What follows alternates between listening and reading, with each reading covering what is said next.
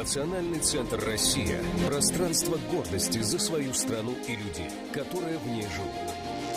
Аналогов ему в мире нет. Здесь работает постоянная экспозиция «Путешествие по России».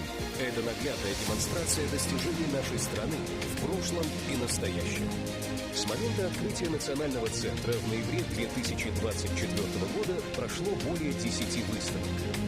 Мы сотрудничаем с лучшими производителями страны. В универмаге «Россия» можно найти продукцию, созданную руками и сердцем. В гастрономических рядах представлены кухни народов России. Через вкус можно многое узнать о стране, ее традициях и культуре. Национальный центр – это сотни культурных, образовательных, деловых и международных событий, важных для всего мира. Мы соединяем сердца на первом, единственном в мире свадебном фестивале. Это бережное сохранение традиционных семейных ценностей. Мы бережно храним память о подвигах героев и объединяем людей со всех уголков России, создавая живую связь прошлого, настоящего и будущего. Особое внимание уделяем молодежи и развитию их профессиональных навыков. В школах юного экскурсовода и журналиста мы признаемся в любви к родине. В 2029 году откроется новое здание Национального центра в Москве.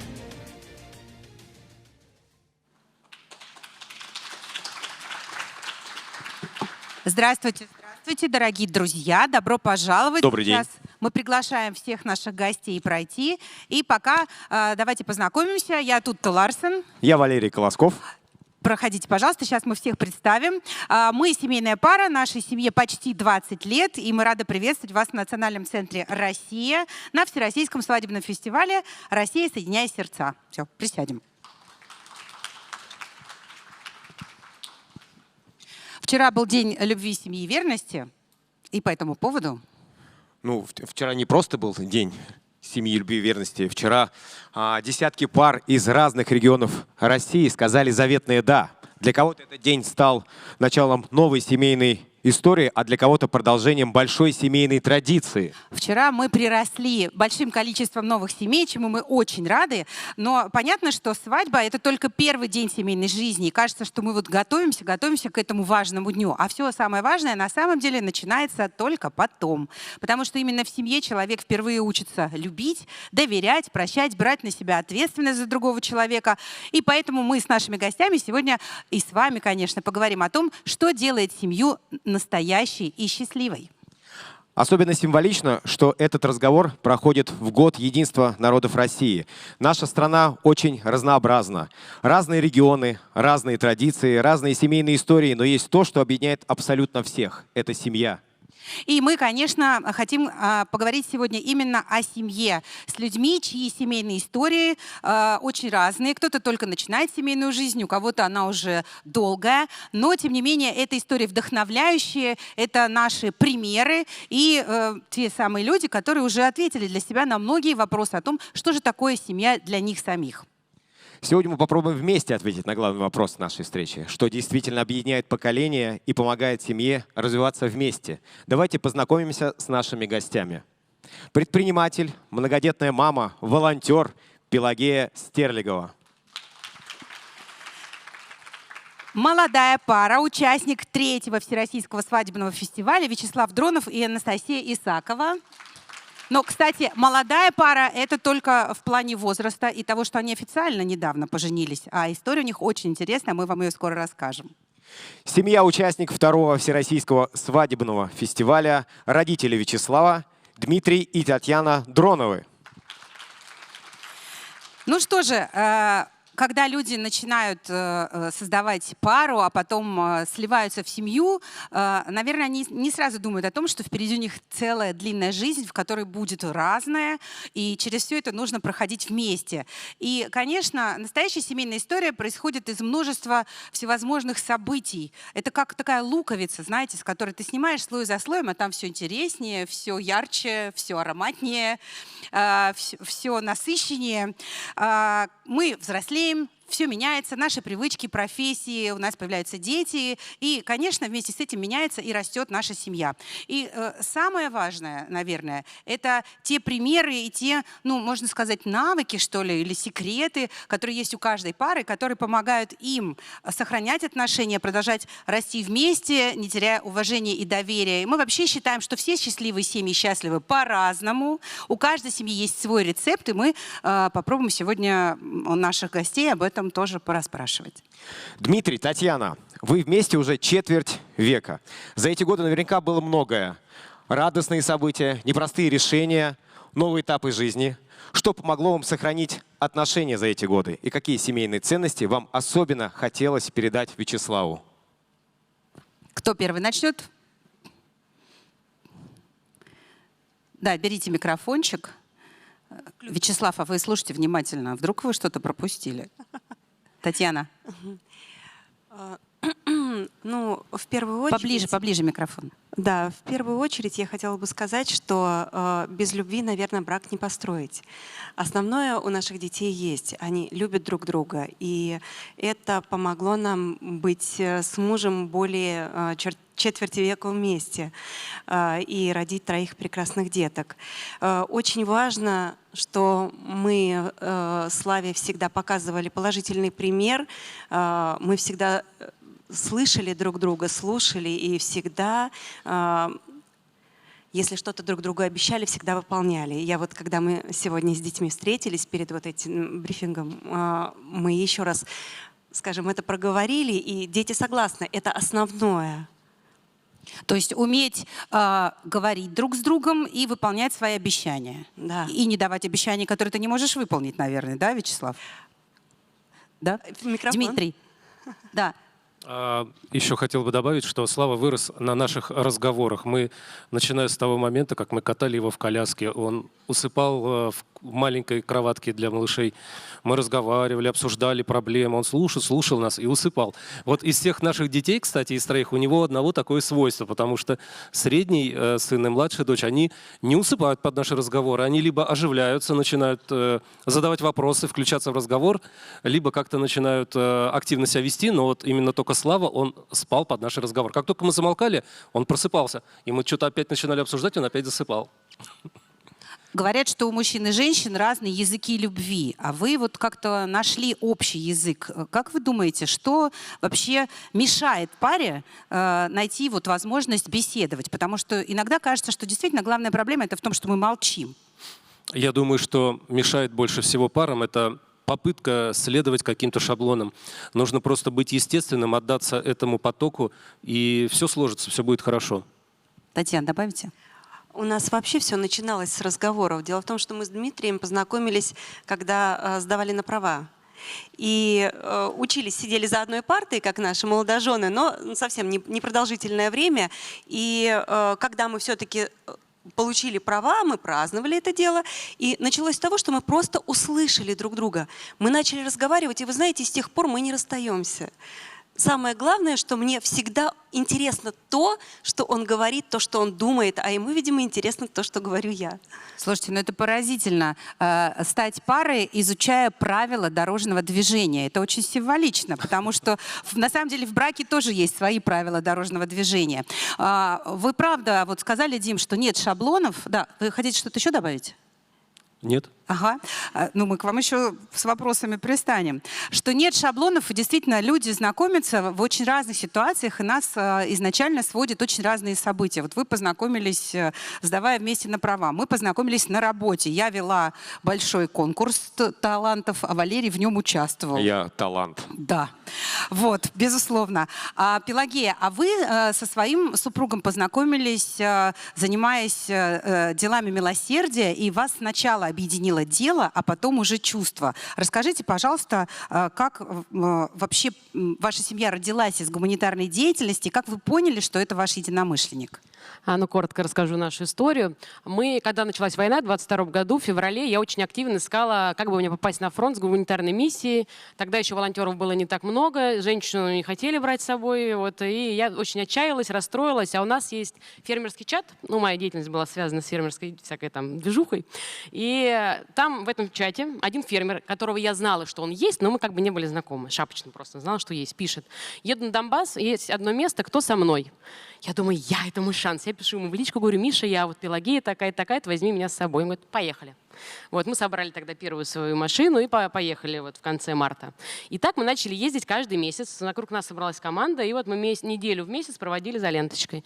Ездили, мы дружили. Я, конечно, не рассматривала его как мужа, мы были такие боевые товарищи. И на него обратили внимание мои дети. Они говорят, он постоянно к нам приезжал. Мы паковали гуманитарку, все это вместе делали, грузились. Он говорит: мам, ты ему нравишься очень. Я говорю: да ерунда. Да, мам, ну присмотрись. И как он с нами дружит, с твоими детьми 4. И, в общем, так вот я начала присматриваться. Они были правы. Но потом уже я поняла, что да, все это было всем видно, кроме меня. Вот. И мы поженились. И у нас вот теперь в сумме 6 детей. У нас еще 2 родилось за последние годы. Это достойно аплодисментов. Да. Так что так. Вот смотри, у нас такие вот тут разговоры душевные, сложно не перейти на «ты». Все-таки, когда ты с человеком находишься в такой ситуации движения, помощи другим, да, вас объединяет какая-то общая задача, общие цели, вы горите, это такая энергия, которая объединяет. А потом начинается быт, начинаются вот эти вот семейные будни, лодка, которая может разбиться и так далее. Как вы здесь нашли свой общий маршрут, объединились? Как вы нашли общие ценности именно в семье? Ну, во-первых, когда ты вступаешь в брак, нельзя уходить от своих идей, от того, чем ты горишь, от своих ценностей. Мы продолжаем с мужем этим заниматься, помимо того, что там он работает, все такое, у него свои дела, у меня свои дела.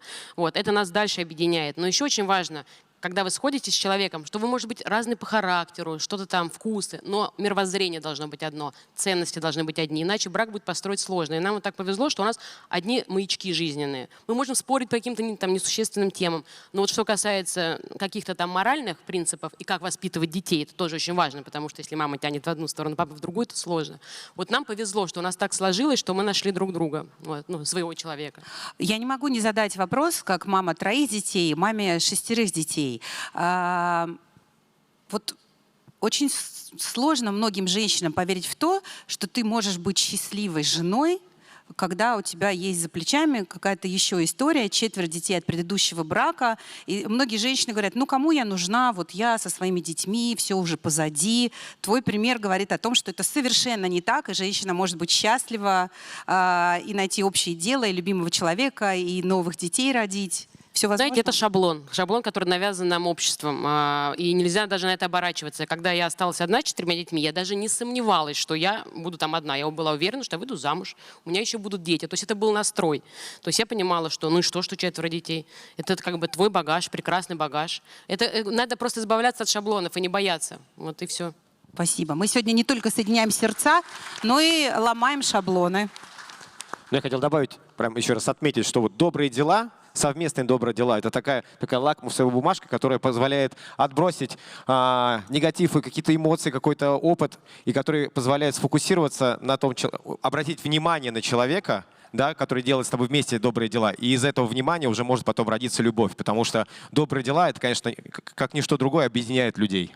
Безусловно, и сейчас часто ты слышишь от людей, что как жить тяжело, и вот у меня все плохо. По-моему, отличный рецепт помогать другим людям. Да, вот я добавлю, почувствовать что радость жизни. как раз и я тогда, мне казалось, когда началась война, у меня были личные проблемы, мне казалось, горе горькое. Когда поехала на фронт, я стала сразу в быту самым счастливым человеком, потому что я поняла, что такое горе. Ну да, если не знаешь, что делать, просто помогай другим. И тогда ты поймешь, что все хорошо. Спасибо тебе огромное за поддержку наших защитников в зоне СВО, их семей. Это действительно очень важно. Мы немножко приоткрыли завесу тайны о том, что Вячеслав и Анастасия молодая пара официально, но на самом деле у этих ребят огромный опыт отношений, потому что они познакомились еще в школе. Вы сидели вместе за одной партой, да? Да, это правда. Потрясающе. Это тоже какой-то разрыв шаблона, потому что сейчас как будто бы все хотят пожить для себя, какой-то опыт наработать, а вы вместе со школьной скамьи. Как вы вообще поняли, что ваши отношения могут сложиться в семью? Ведь это же уже такой серьезный, взрослый, зрелый выбор. Может быть, вы чему-то научились у своих родителей? Слав, ну что, кто начнет? Давай ты. Вот правильно. Хорошо. Смотри, прости, ничего, что я на ты, да? Да. Смотрите, как мне так это очень наглядно вот в паре, да, когда супруга дает первое слово супругу, а он уступает ей, потому что, как известно, шея вертит головой. Настя, тебе слово. Мы познакомились, нам было по 16 лет, мы только перешли в 10 класс. И я знала, что у нас будет несколько новеньких мальчиков в классе, но я понятия не имела, что среди них будет мой будущий супруг. Просто мы были все время друг у друга на глазах, постоянные какие-то переглядки. Потом мы гуляли вместе, в компании, потом отдельно. В общем, все свое свободное время мы старались проводить вместе. Но все прекрасно понимали, что наступит момент, когда нам придется принять какое-то очень тяжелое решение.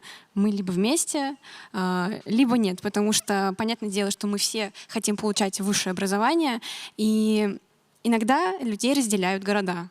Это было тяжелое решение, но мы поняли, что хотим быть вместе.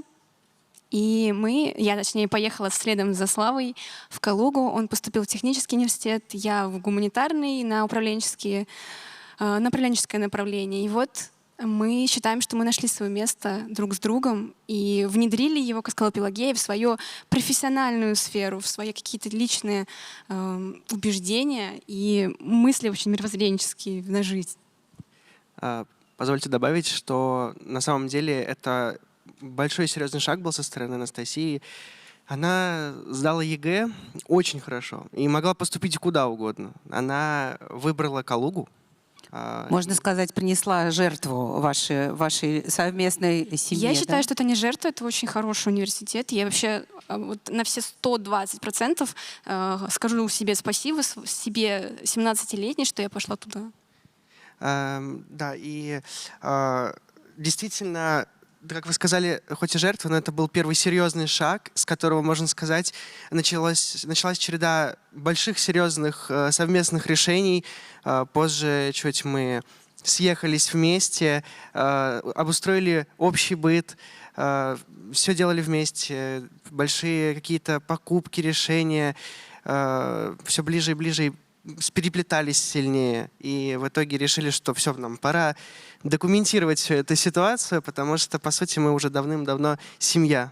И И сделали это на фестивале. А страшно ли было взять ответственность на себя? Вот было какой-то у вас Слав, да, мужчине. неуверенность? Ответственность именно что касается вот кольца или как? Ну, конечно, семью, все это же... Семью создать, да. Назад шага нет, все, ты берешь на себя ответственность за другого человека. Честно скажу, что я почувствовал ответственность еще, когда Настя приняла решение переехать. Вот с тех пор, по сути, я как ответственен, как семьянин. Вот. И вообще хотел добавить к прежнему, что вы сказали, пожить для себя. Можно пожить для себя и вместе. Здорово. Настя, добавишь что-то? Да, я добавлю, как мы вообще поняли, что мы, наверное, хотим быть вместе. Всегда вот эти розовые очки, романтика, любовь, какие-то бабочки в животе.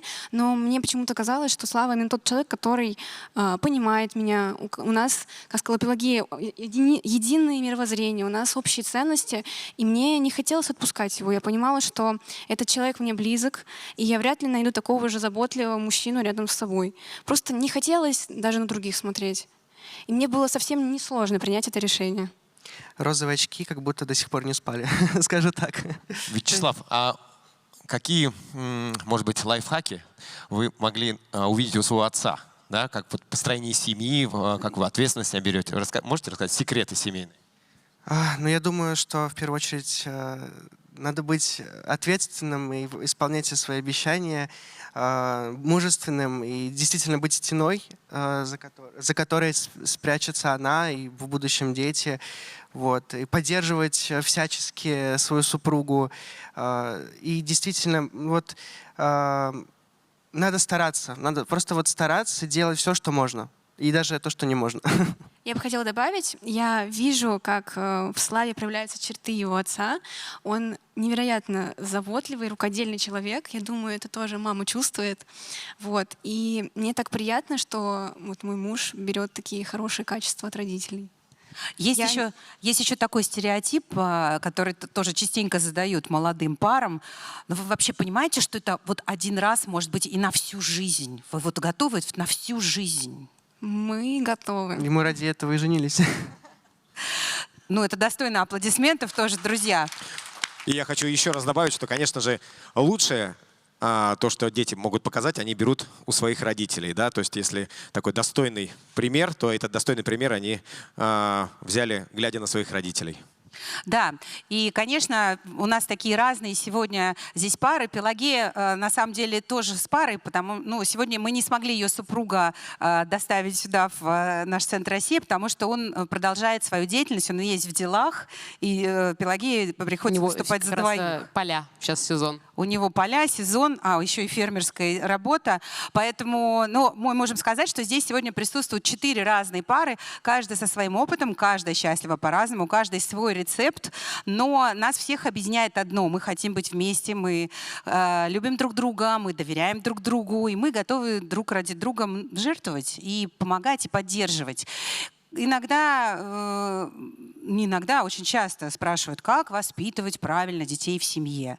Понятно, что у нас есть, наверное, какие-то общие законы, какие-то общие принципы, которым нам хочется следовать. Но, тем не менее, конечно, ребенка воспитывает пример родителей, а не слова и не написанные на стене правила на плакате. Семейные традиции, совместные трапезы, как родители относятся друг к другу, чем родители занимаются. Так что, конечно, личный пример – это лучший инструмент воспитания. Хотя я всегда говорю, что дети воспитывают нас точно так же, как мы воспитываем их, и что семья — это вообще лучшие курсы личностного роста. Вячеслав, а я хотел спросить еще, а могли бы привести пример каких-то семейных традиций, которые вы перенесли из ваших, взяли от родителей, перенесли в свою семью? Какие-то, может быть, походы куда-то, или семейная трапеза, или какие-то занятия семейные? Может быть, семейное какое-то хобби? Вы, можно сказать, везде попали. Действительно, можно сказать, что да, это целый набор семейных традиций. Я с самого детства с родителями гулял, это все и сейчас продолжается. Мы совместно выбираемся куда-то часто, и чем больше людей, тем лучше, близких. Я помню, в детстве мы огромными компаниями собирались, вот еще там с друзьями родителей и так далее, с бабушками, дедушками. И еще традиции проявляются в том, что вот любовь к ремонту, к автомобилям. Я, честно, даже не знаю, сколько стоят услуги там сантехника и так далее, потому что Очень удобно. я знаю, сколько труба стоит. Абсолютно, вот 100%. Я никогда не переживаю, что у меня дома будет сломан кран. Он все сделает, я даже моргнуть не успею. И вот даже если что-то я не знаю, разберемся. Это все благодаря папе, потому что я всегда, когда мелкий был, рядом с ним все время был, смотрел, как он делает, помогал что-то делать. И это еще и электрики касается, что касается там сантехники и автомобилей тоже. Вот даже вот у нас была и машина и попроще, все там я старался сам делать. И вот сейчас получше, и все равно стараюсь как-то влезть в процесс, в механику. Что еще из традиций можно добавить? Про семейные праздники скажи.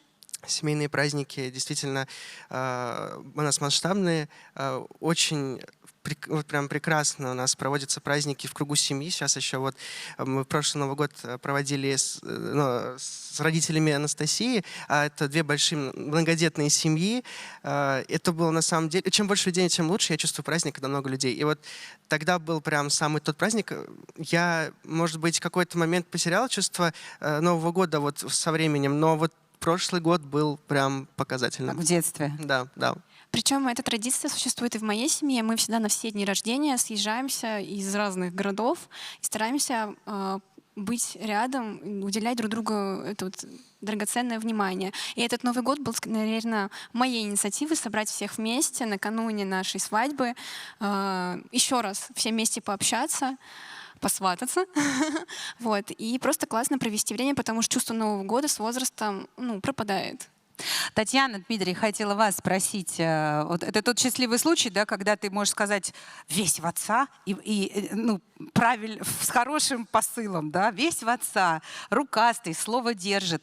Так интересно наблюдать, да, как твой взрослый, вот нашему старшему сыну 21, он еще не создал семью, но все равно интересно смотреть, как проявляется твой ребенок взрослой личностью, как он вырастает в отдельного какого-то отдельную личность, отдельного человека со своими традициями, со своими вкусами, и все же является носителем и твоих вкусов, и твоих традиций, и твоих правил. Что из того, что вы хотели передать Вячеславу, вы видите реализованным уже сегодня в его семье? А что, может быть, еще хотелось бы ему помочь, ну, как-то вот создать? Я очень внимательно слушала все, что вы говорили, и с Пелагеей, и с ребятами. И у меня в голове была одна единственная мысль. Она мне, возможно, пришла только сейчас. До сих пор я как-то все время все правильно старалась делать. А сейчас я понимаю, любить. Детей нужно любить. И я его буду любить всегда. И всех своих вот 3 детей. А забаловать нет? Нельзя? Я не та мама, которая балует. Любить и баловать — это не одно и то же. Не одно и то же. Любить — это жертвенность. Это когда я их интересы ставлю чуть выше своих интересов. Мне несложно уступить, а они от этого счастливы. Вот, наверное, Славу я на этом и вырастила. И поэтому он с удовольствием впитывал все, что есть в семье. Не было протестов никогда, не было сложного переходного возраста. И все наши дети нас очень радуют. Это, наверное, потому, что вот мама должна это дать детям, но то она и мама. Но мне кажется, что здесь еще очень важный элемент — это доверие, потому что видно, насколько, насколько вот Вячеслав бережно и трогательно, трепетно относится к своей родительской семье. Вы говорите, что даже не было какого-то драматичного пубертата. Это значит, что в семье всегда был диалог поколений, да? И как вам это удалось? Это, наверное, папа. Мальчиков воспитывают все-таки папы. Я очень ждала рождения 3-й девочки для того, чтобы передать все свои секреты, потому что мальчикам они не очень нужны. Но теперь у меня есть Настя. Ну, Теперь позвольте мы добавить. в команде. Теперь ей тоже достанется часть моих тайных хитростей. А вообще, действительно, мальчика воспитывают папы. Ну, я хочу добавить, что на самом деле у нас с мамой достаточно открытый диалог, если что. Наверное, может быть, в этом не было какого-то, как вы говорите, переходного, тяжелого, не знаю, не мне судить, но просто если меня что-то волновало, я маме об этом прямо говорил.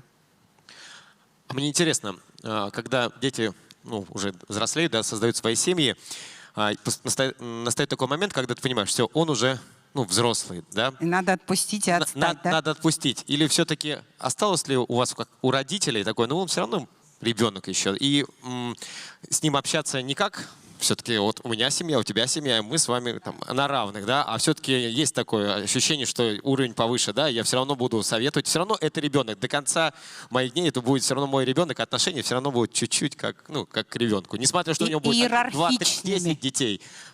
Но такого иерархичного у нас нет, хотя вот это отвыкание, оно идет с того момента, как он поступил в институт.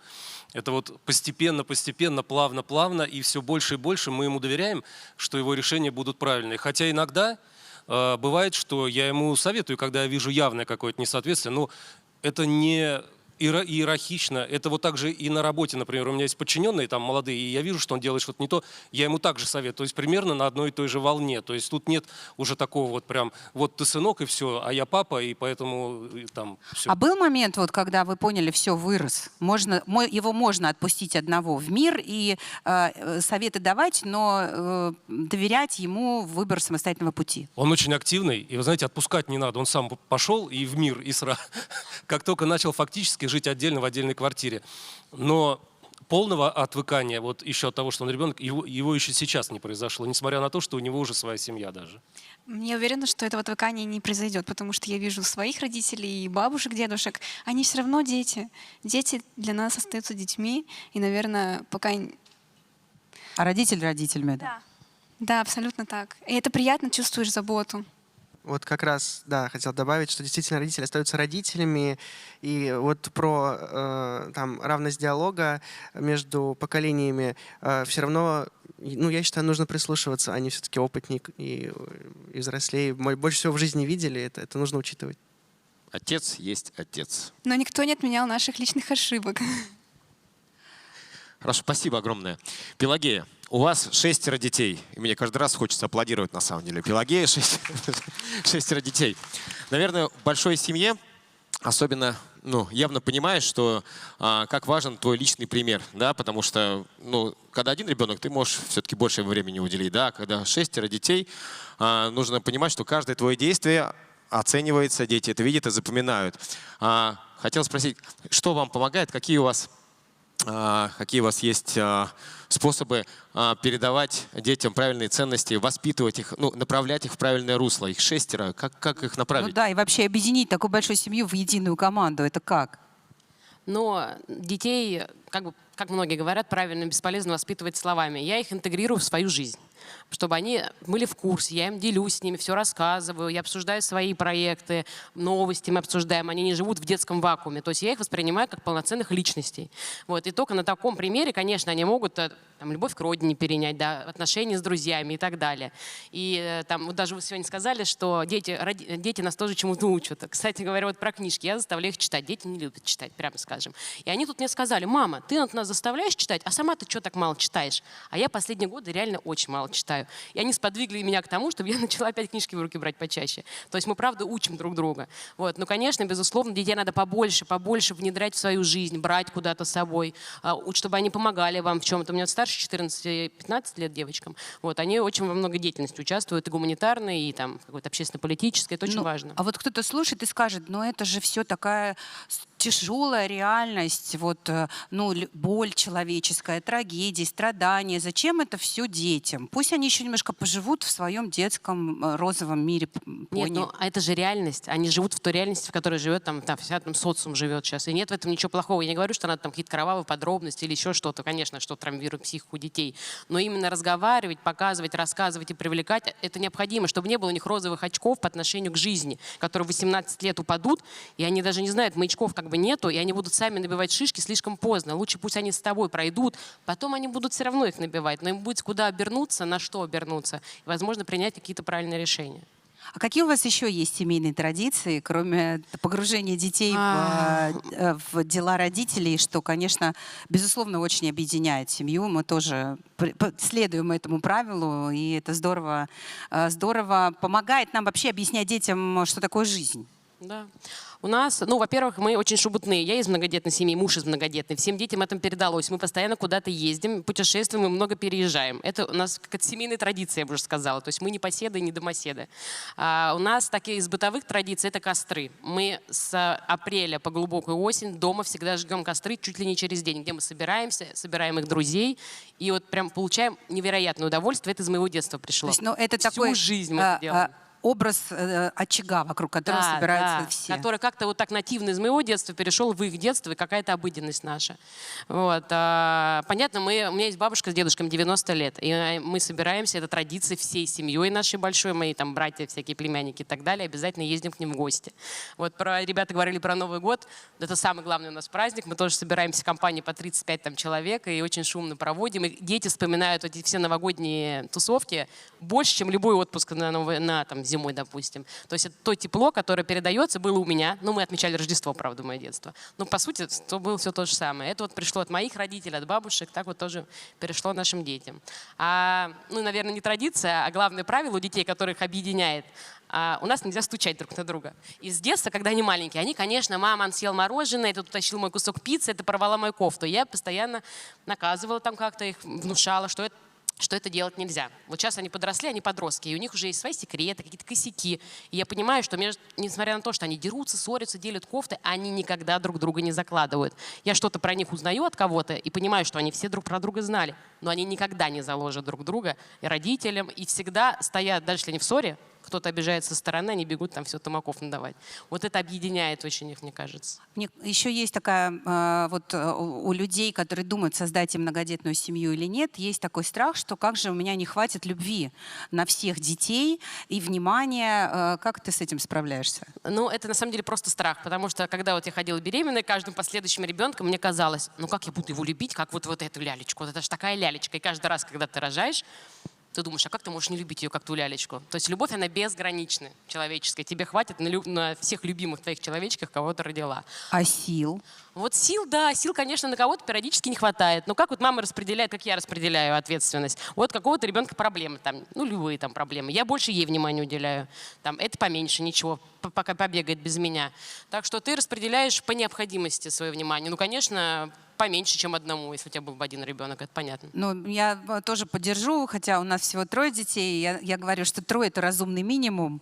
Вот, мы прошли по нижней границе нормы. Но, тем не менее, действительно, чем больше у тебя детей, тем более ты являешься классным менеджером по таймингу и тайм-менеджменту. Потому что все само собой на самом деле разруливается, приоритеты выстраиваются, и каждый день у тебя не похож на предыдущий, но тем не менее, действительно, дети приносят с собой огромную силу, энергию, радость, вдохновение. Конечно, и чем больше их, тем больше, ну вы сами знаете, они друг друга занимают, играют. Да. То есть ты не должна там 24/7 с ними находиться. Наоборот, не надо даже над ними давлеть. Вот они занимаются сами, поехали куда-то сами. Слава богу. Не так уж сильная мама-то нужна у юбки. Даже в подростковом возрасте вообще не нужна. Факт. Ну, в общем, если хочешь воспитывать детей, воспитай себя сам, да, прежде всего. Это точно. Анастасия, в доме атмосфера формируется повседневными делами, как мы уже перечисляли, там, традициями, походами, ужинами. Но в вашей семье, насколько я знаю, по женской линии передается мастерство рукоделия. Расскажите, пожалуйста, что вы чувствовали, когда мама вам рассказывала, передавала мастерство, как вы понимали, что вы являетесь уже следующим звеном, который передаст своим детям эту традицию? Продолжателем какой-то культуры семейной. Знаете, это осознание приходит так неожиданно, спонтанно, и ты, наверное, даже не задумываешься об этом, пока постигаешь все эти основы. Моя бабушка и прабабушка, ну, я думаю, так у многих было. Сначала там пряли, вязали, просто потому что так делали все. И вот это вот какое-то мастерство рук, оно просто вот как в ДНК у нас идет. Нам просто это интересно, нас это радует и расслабляет, скажем так. А что именно вы делаете? Ну вот, например, смотрите, сумочку делала моя сестренка младшая. Да вы что? Да, Потрясающе, красота. Вот. И сумочки, она сделана из бусин. Потом наши костюмы, в которых мы вчера и сегодня будем выступать, создавались руками моей младшей сестры, моей мамы. Они захотели, чтобы у нас были народные именно наши костюмы, не где-то на прокат взятые, чтобы у нас оставалось тут кусочек того счастья, которое мы вчера посеяли. Я лично люблю очень вязать. То есть мы каждый как-то по кусочку себе какой-то вот блок взяли. Моя сестра больше шьет, мама, она очень-очень классно печет, она кондитер у меня. И вот эти все рисунки на тортах, оно есть. И моя сестра тоже перетягивает, потому что у нее рисунки на одежде, у моей тети рисунки на ногтях. Вот. У меня вязание. Я очень люблю вот это монотонное, одинаковое движение. Они меня успокаивают. И просто вот в школе там задали, там, свяжите какой-нибудь рядочек. Мама, покажи как. А вот как? А вот это я хочу попробовать. Давай вместе сядем, сделаем. Я до сих пор с ней советуюсь. Там не получается. Психую. Мама, помоги. Она подсказывает. Я не знаю, откуда в ее голове берется все это. Оно вот просто есть там. Видимо, с каким-то опытом от бабушки передалось. А ты будешь дальше передавать это своим детям? Я пыталась и Славика научить, но он не хочет. Он отказывается вязать вместе со мной. Подожди, он чинит автомобиль, экраны и сантехнику, и я же принимаю в этом участие. электропроводку. И я хотела, чтобы он тоже научился, потому что нужны те, наверное, действия, которые будем мы делать вместе. Ну, мне хотелось посвятить его вот в это мое личное. Но он решил Слав, я оставить. предлагаю win-win. Ты учишь ее перебирать мотор, а она тебя вязать. Это будет очень кстати, пока я сзади ковыряюсь в банке. Хотя бы там, терминологию, знать терминологию мастерства своей второй половинки. Где Да. карбюратор, а где изнаночная петля. Все, тогда она Где будет крючок? дротелем мне чистить тогда. попробую. Я хотя бы знаю, что это такое. Но мы уже поняли из твоего предыдущего рассказа, что ты тоже от своих родителей перенял какие-то интересные форматы ремесла, работы руками. Можно ли сказать, что это такая важная часть семейного опыта, которую нужно передавать дальше детям? Такое семейное ремесло. Ну, безусловно, это нужно передавать обязательно. Во-первых, это интересно, но чем вот занять ребенка, кроме как вот какими-то там обычными вещами, игрушками, ну, конечно же, общим делом, каким-то ремеслом, научиться там ходить в походы образно, ремонтировать все. Это ребенку интересно, потому что он погружается вот в эту взрослую жизнь, ему это доверяют, мало того, что-то из этого получается. Вот. И, конечно же, нужно этим делиться с будущим поколением. И мало того, вот у Насти еще по мужской линии там отец и дед, они же еще и строители. Я тоже с ними что-то и делаю, помогаю, стараюсь как-то вникнуть и хочу тоже пропитаться этими знаниями, этим опытом. И все лучшее, что мы соберем от наших родителей, мы передадим своим детям. Вот я так решил. Сейчас такое поколение, когда дети сидят в своих телефонах, и мы очень сильно хотим, чтобы у нас это было минимальным занятием дома. Потому что это очень круто, когда есть что-то, что ты можешь сделать своими руками и не привлекать там сторонних людей за какие-то невероятные деньги. Это просто ценно. Дмитрий, Татьяна, а какие моменты вашей семейной жизни особенно вас объединяют? И объединяли раньше, и объединяют сейчас? Какое-то совместное делание или какие-то... Именно то, что касается вас двоих. Может быть, у вас тоже горит в руках какое-то ремесло? Вы знаете, да, сейчас Слава немножечко не договорила, они с Настей немножко недооценивают один момент. Слава очень хорошо рисует, и это явно не у меня. У нас рисует папа, он рисует иконы, но только для себя. У нас вообще семейная черта Настиной семьи и нашей. Все, что мы делаем только для себя. Для души. Это не на продажу, не на показ. Это где-то хранится там, где люди войдут к нам в квартиру и сразу не увидят. Но это действительно получается невероятно. Если кому-то когда-либо удалось увидеть, что рисует наш папа, они просто в восторге. Они удивляются, почему мы несем это в свет. Потому что это наша тайна. И Слава также умеет прекрасно рисовать, так же, как и папа. И Севастьян у нас получил большую награду в Тульской области за... Севастьян — это младший? Это средний сын, да. Хотя рисовали этих 3 Дедов Морозов на ватмане все вместе, всей семьей, я помню. Дмитрий, приятно, что вот ваши творческие способности передаются вот детям и сохраняются в поколениях, возможно, и к внукам перейдут. Да, приятно. И тем более, что Слава, он как-то... Ну, нет, он видел, как я рисую, конечно, но как-то специально мы с ним никогда это не тренировались, не делали. И в один прекрасный момент я увидел, что он тоже рисует очень красиво. И он так, это тоже между делом для себя, вот я тут нарисовал. Нет, это здорово, да. Хотя вот, в принципе, у меня нет образования. Мой брат, вот младший, он посещал художественную школу. Как бы он рисует, ну, более профессионально, хотя он не очень любит, редко рисует. Вот, а так, да, само как-то оно. Ну, а как вы думаете, через вот какие-то такие, может быть, не массовые, там, не профессиональные, но все же навыки работы руками, через какое-то прикладное искусство, через живопись, вот, через творчество, вязание, там, не знаю, ремонт, стройку, которую вместе дети и родители делают, можно ребенку передать семейные ценности и какие-то смыслы? Так только через это и можно, ну, потому что там же еще идет невербальное общение. Это не просто почитал книгу, это общение, это эмоции, это какие-то невербальные сигналы. И, конечно, это вот таким образом это и передается. Пелагея, а как в вашей семье вы своим детям передаете какие-то ремесла, может быть, там работа на земле, что вас объединяет? У вас же фермерское хозяйство, это вообще уникальная ситуация. Я вот сейчас слушаю таких талантливых ребят, понимаю, что мне вот нечего сказать на творческую тему. У нас тоже творчество, на минуточку. Нет, у нас, ну, у мужа это очень глобально, там, сено и так далее, то есть туда дети приезжают только на тракторах кататься, там не поможешь пока еще. Ну, подрастет, когда сын первый, второй, тогда, наверное. А так у нас увлечения больше такие спортивные. У нас нас мы скачем верхом. Я очень люблю верховую езду, это передалось 2 детям уже минимум. Вот. Я люблю стрелять, это тоже передалось моим детям. Это прям такое семейное у нас увлечение. А по творчеству, они, конечно, как все дети, каждый там кто-то рисует, кто-то лепит, кто-то вырезает, но все это не настолько глубоко и не настолько эксклюзивно, вот как в таких творческих семейств. Вот, поэтому мы не про творчество, мы больше про что-то такое спортивно-активное, тоже про походы, про горы, вот про палатки, вот про такое. Я лично умею шить, меня все детство заставляли шить. Мои папа и мама не рукодельники, но они решили воплотить во мне рукоделие. Я все умею, костюмы, брючные, юбки, я не люблю, и поэтому своих детей не стала этому учить. Хотя, наверное, теперь я думаю, может пригодится хотя бы. Вот послушала Анастасию и поняла, что, может быть, и Да. пора Да, приобщать.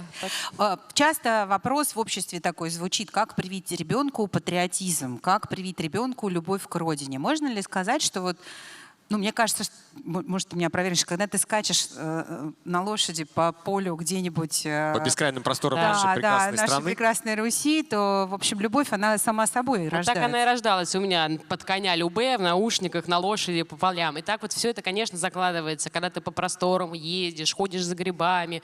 Не рассказываешь просто, как надо любить страну, это бессмысленно. Читаешь истории про исторических наших героев, там, про святых, про всякие войны, там, победы и так далее. Это все откладывается на подкорку, подкладывается, а просто про любовь к родине бессмысленно говорить. Это вообще На самом не деле, работает. получается, делание таких Общее.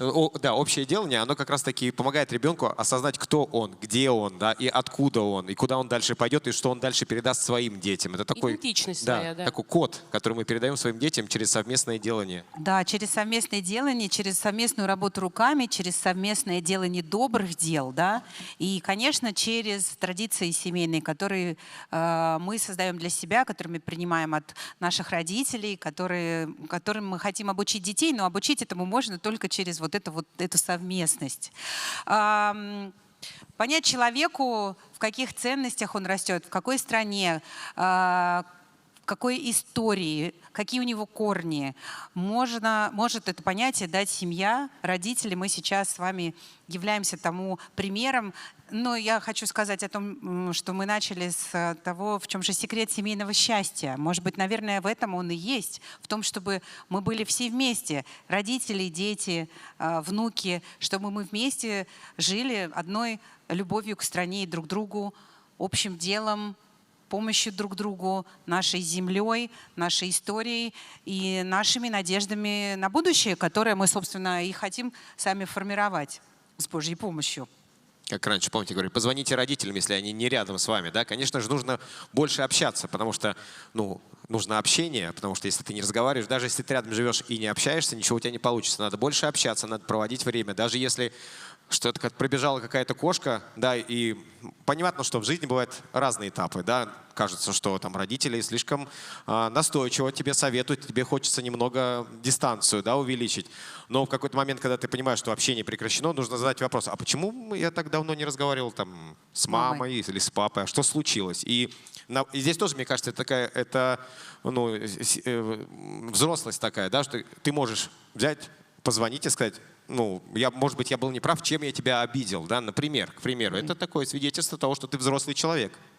Хотелось бы, конечно, чтобы мы друг друга не обижали. Мы говорили сегодня о том, что объединяет семью, как рождаются семейные традиции, почему родители становятся для детей примером и как этот пример реализовывается на практике в общем делании. Хочу задать всем нашим героям один вопрос по очереди, если можно. Вот с Татьяны начинаем. Давайте ответим. Представьте, что прошло много лет, дети выросли, у них уже свои собственные дети, и вот они спрашивают их, какими были ваши бабушка и дедушка, что было самым главным в вашей семье? Как бы вы на это ответили? Вы знаете, самое главное в нашей семье – это моральное и физическое здоровье. И дети впитали это с молоком матери. Дима, он постоянно занимается спортом. Славик у нас занимается фехтованием очень долго. Сейчас он отошел от этого, потому что учеба, работа, Настя, кошку завели. То есть сейчас он купил абонемент и от момента к моменту он ходит в зал. А вот тренер его очень ждет, потому что тренер тренирует нашего Севастьяна уже, получается, в 5 лет. То есть это у нас преемственность из поколения в поколение, это фехтование. Мягкий пример участия родителя в жизни взрослого сына. Сейчас был. Да. Ненавязчиво. Так, спасибо. Физическое, моральное здоровье. Круто. Дмитрий, ваш вариант. Но я все-таки вернусь к тому, что уже мы проговаривали, это вот семейные ценности. Потому что вот в нашей семье заведено, вот, например, если Новый год, вот всей семьей встретили, а потом уже пошли кто куда хотел, к друзьям, там, к сослуживцам, к соученикам и так далее. Но именно момент сам встречи — это вместе. Но куранты должны бить в присутствии всей семьи. Да, вот мы должны быть вместе.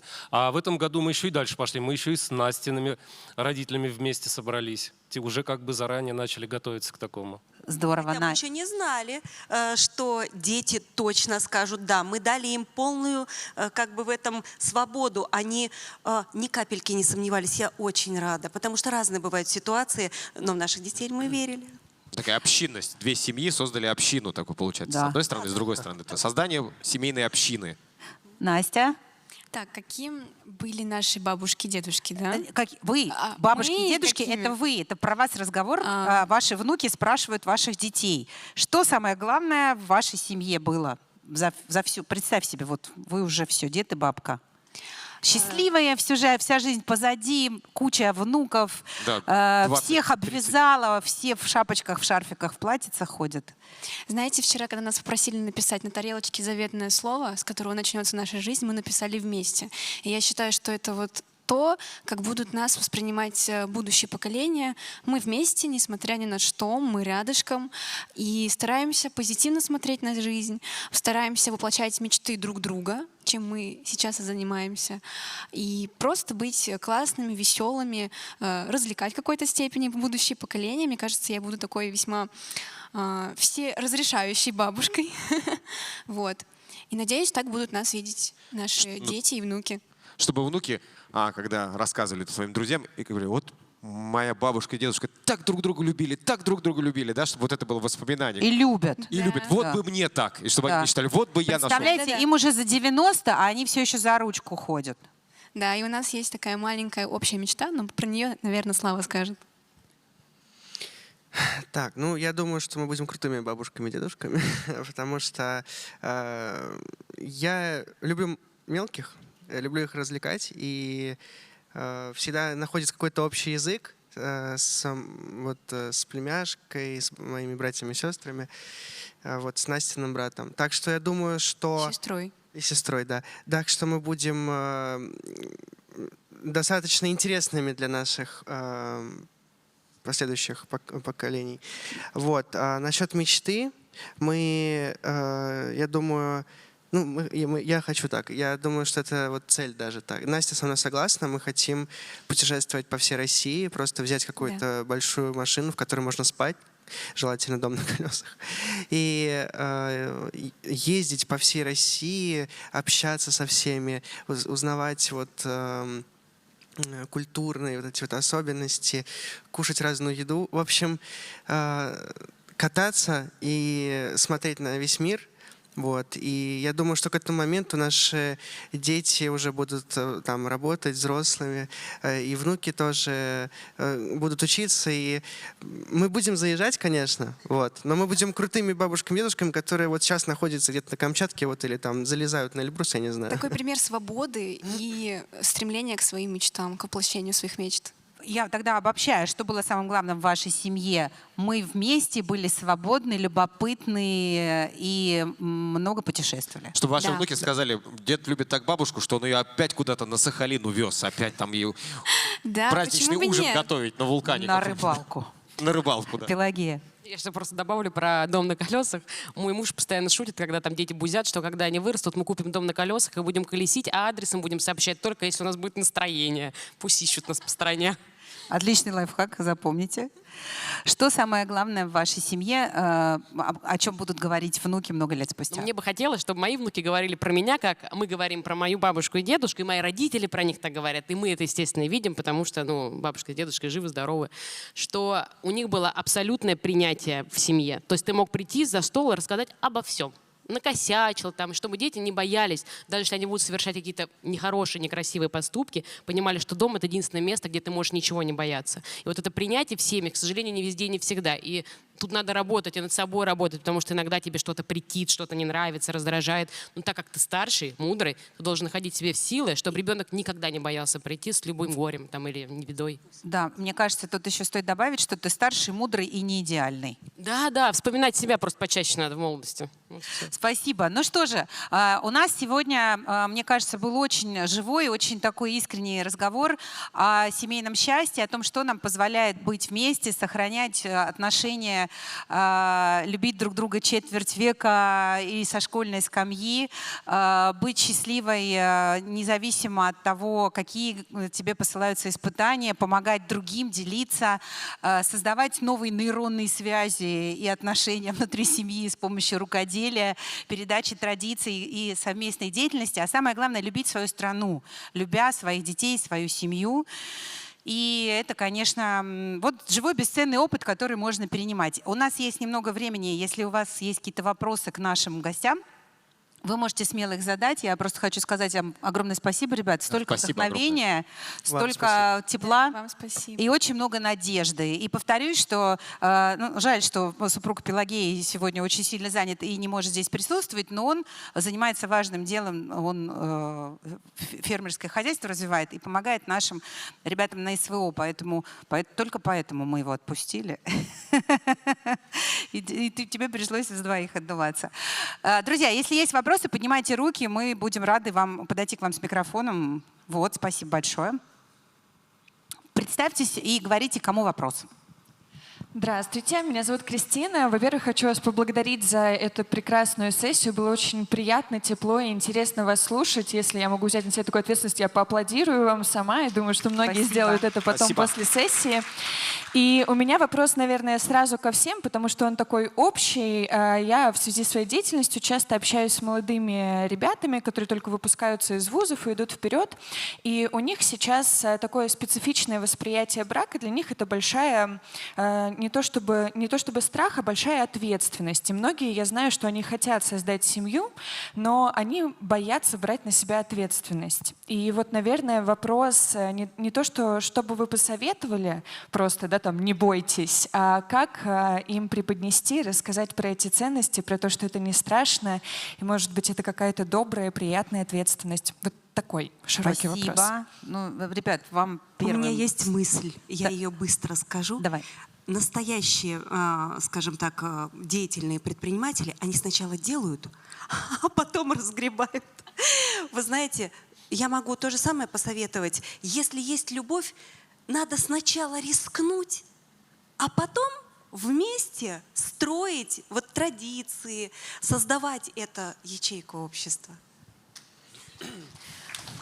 Хотел бы добавить, что на самом деле, чтобы добиваться, чтобы идти вперед после выпуска из вуза и через специальное образование, я считаю, что просто нужно, во-первых, правильно построить план, ну, хотя бы немножечко разбить, потому что это все выглядит огромным комом, вот вся же будущая жизнь. Оно вот если разбить по чуть-чуть, то на самом деле все вообще легко, намного легче. А еще нужно просто быть чуть смелее и вот идти, навязываться, идти вот самым таким сложным, таким людям, которые кажутся такими большими и страшными. На самом деле все люди примерно одинаково, добро относятся.